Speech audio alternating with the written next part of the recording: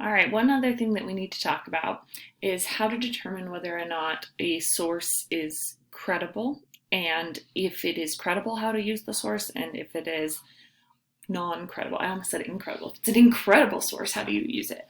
No, if it's non-credible, uncredible, how do we use it? So one resource that we have for determining this comes from our Harriman High library site. Crystal uploaded this. It says CRAP checklist.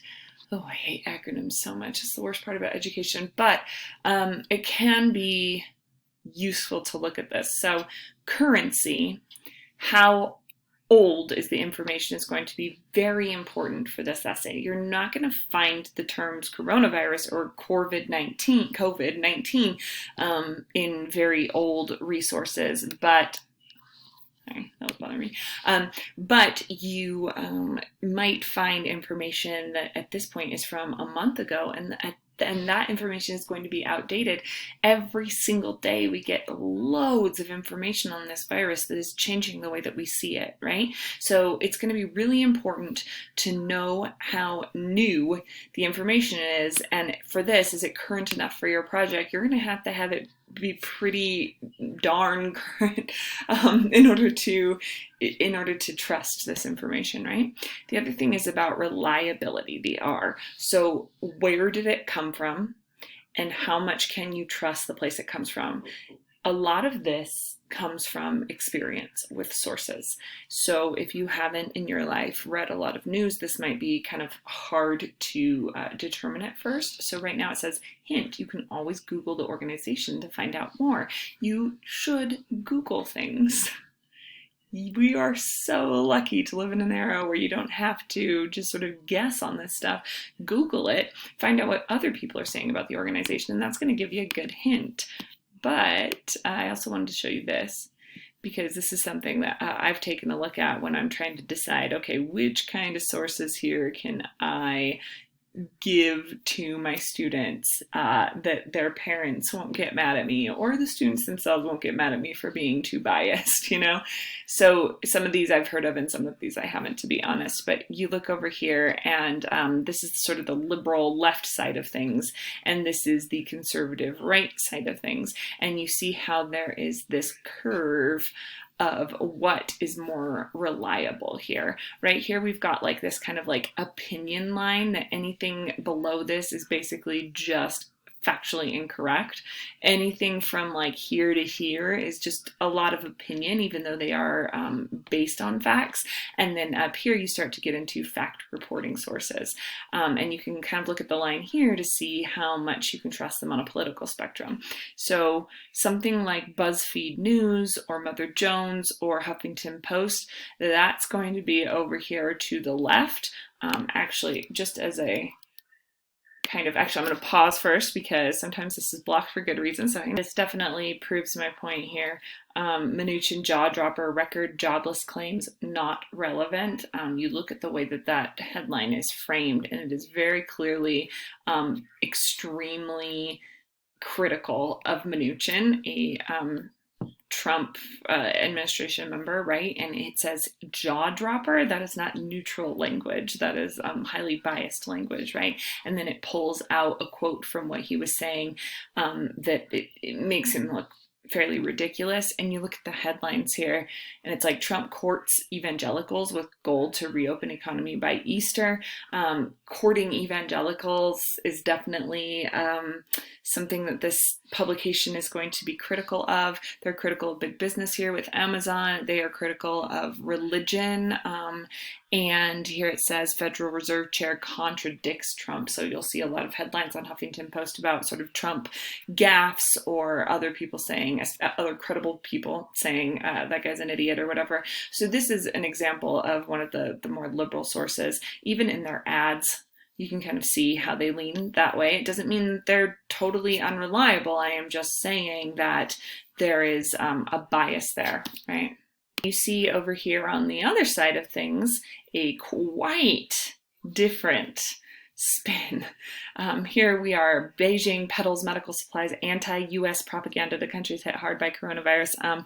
We all live in our own political bubbles, but the articles that I've been seeing a lot are about hate crimes against Asian Americans in our country, and yet here's Fox News focusing on anti-US propaganda in China. So it's just a way of showing you that stocks surge, like the way that these different news sites can manipulate the facts, not by giving us we're in a post-truth era, not by giving us alternative facts. That's the word that the Trump administration used at the beginning, alternative facts, actually giving us facts, but then you can spin it in a certain way. It's very hard to say that there's any such thing as objective news.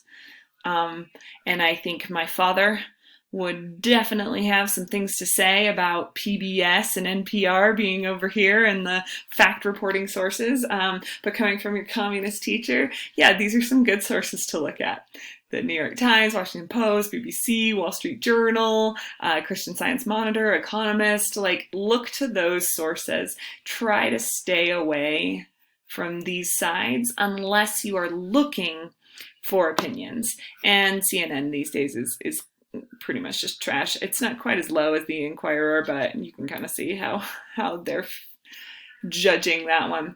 All right, so that's how we're looking at this reliability factor. Let's look at the authority.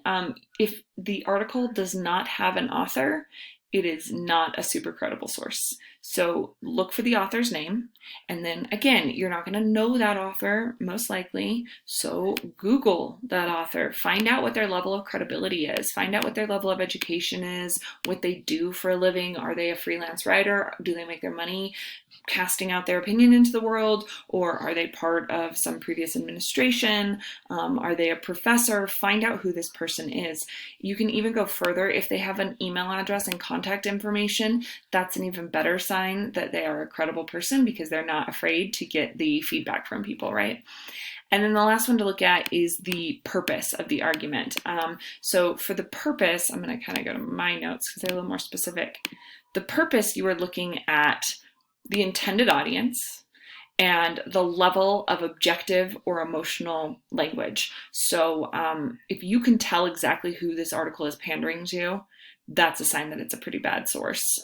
If you can tell that this is an article meant for liberal millennials, that means that it's not going to be totally credible, right? And one way to tell that is through this objective or emotional language, looking for exaggeration, looking for broad generalizations or oversimplifications. Try to find sources that are willing to weigh both sides and give a careful, reasoned argument, because those are going to be the ones that you can actually trust. Okay, one more thing to talk about with credibility is print versus the internet. You've probably been talking about this for a long time, but the most credible sources are going to be the kind of sources that also appear in print. These days, everything's also online, but things that have a print resource, so newspapers, journals, books, those are going to be usually your most credible. Part of that is because of the publication process, particularly with academic journals. They go through a peer review process. Basically what that looks like, and I know this from experience, a writer will submit an article and it will be on something that they feel they're an expert in, right? They've spent quite a long time writing this article, and they will submit it to the journal. And the journal will, at that point, they'll read the article, the editor, and decide whether or not it's worth a second look. So at that point, you might, as the writer, get an email back that says, okay, we do want to look at this. We're going to send it to be peer reviewed. And peer review means that they are going to send it to at least three other people in your field that are also experts on that topic. So I wrote an essay on Batman. They sent my essay to 3 comic book experts that taught in the humanities, so professors. And those professors reviewed my article. They gave all their notes. They also decided whether they wanted to recommend it for publication or not. And then they send it back to the editor of the journal. The editor of the journal sort of compiles those notes, sends it back to the writer, and then they say either we're not going to publish this, we are going to publish it, which is very, very, very rare, or we would like a second submission, like we want you to revise and resubmit. And then you go through that whole process again. Now, in some ways, it's very frustrating because that can take a year or more to get something published. And in a case like coronavirus, we don't really have that time, but it also ensures that the information in your article is accurate. You have 3 people at least fact checking it. And if it goes through the revise and resubmit, they fact check it yet again. So that's one of the reasons that you can really trust those print sources if they've gone through that process. And I'm sure you have heard this before, but let's just be very clear. Do not use Wikipedia as a source. Use it for research. Read the Wikipedia articles and learn all that you can, and then take that information that you learn, store it in your brain, not your paper, and then use that to conduct your own research. Because, as I'm sure you know, Wikipedia is kind of crowd controlled. Let's look at Bruce Springsteen's. I'm sick of coronavirus. So we go here, we look at Bruce, and there are probably a whole bunch of people who have contributed to editing this page and writing this page. And there are a lot of fact checkers there, and they have quite a lot of passion for the subject.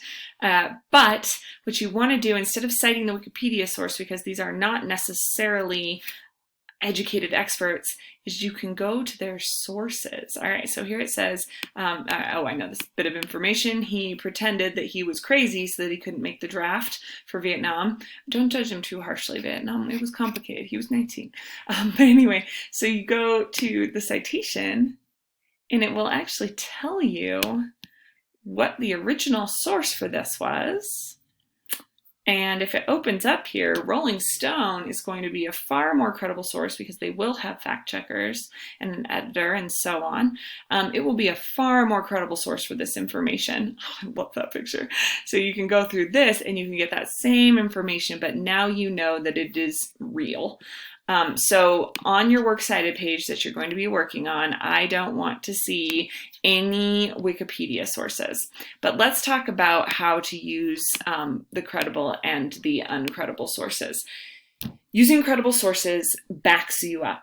You say a statement, you use the credible source, and so that everyone knows, oh, that person knows what they're talking about, that is true. You can use sources that are not credible for picking apart a counter argument, right? So maybe your Aunt Donna on Facebook is a very non-credible source and she posts a bunch of nonsense about the virus. You can still look at those links and you can look at what your Aunt Donna is saying, and you can say basically dumb people like Aunt Donna think this. But this is just a sort of panicked reaction to fake news. Don't use fake news. Fake news is not a super academic term, but this is just a panicked reaction, and it actually proves my point, and here's the credible information to prove my point. So when you're making your Works Cited page, you can use these suspicious sources as some of your maybe 2 top sources on your MLA page, if you are anticipating using those as representations of a counterargument.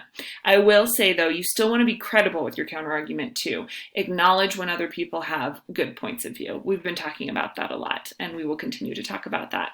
But I am hoping that all of this was clear. You just made it through way too long of me talking. So, go grab a snack and have a good day.